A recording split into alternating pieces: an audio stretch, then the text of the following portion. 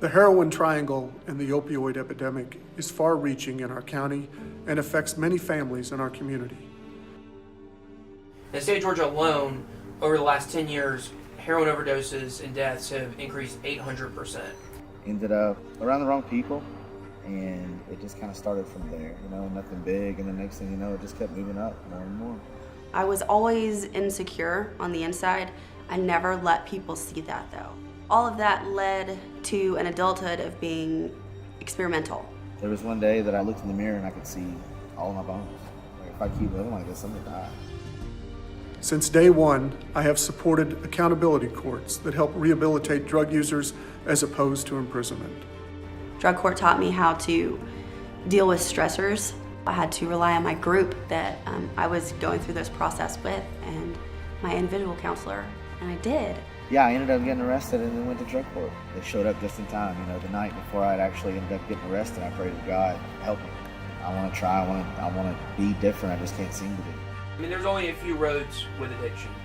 You change, you die, you go to prison. Those are the only, there's no other result that comes from using drugs. Where would you be if it weren't for drug court and the accountability court system? Probably still in prison. But if I was out of prison,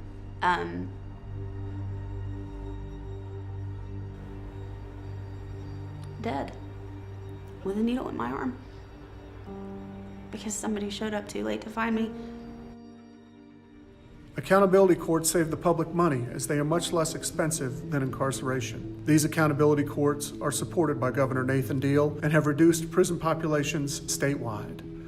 If you go the prison route is also a danger. That prison stint will only make them more of what they already are because they're around other people who are living the same lifestyle. So if you hadn't gone to drug court, where would you have wound up?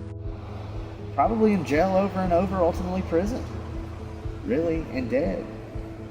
You see it time and time again. That's just how it goes.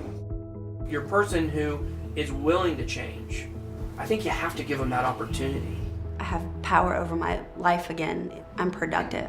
I have a job. I support education programs such as drug summits that help educate the public on the dangers of opioid abuse, and I support stricter penalties for those who distribute opioids illegally, as our actions are killing our sons, our daughters, our mothers, our fathers, our brothers, and our sisters.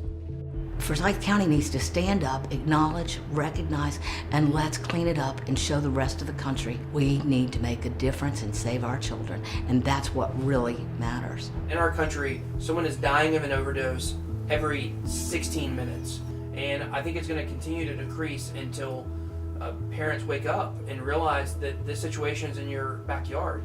I've lived the nightmare, I know it well, and I know that in our community now, mothers are crying themselves to sleep every night because they cannot afford to get help.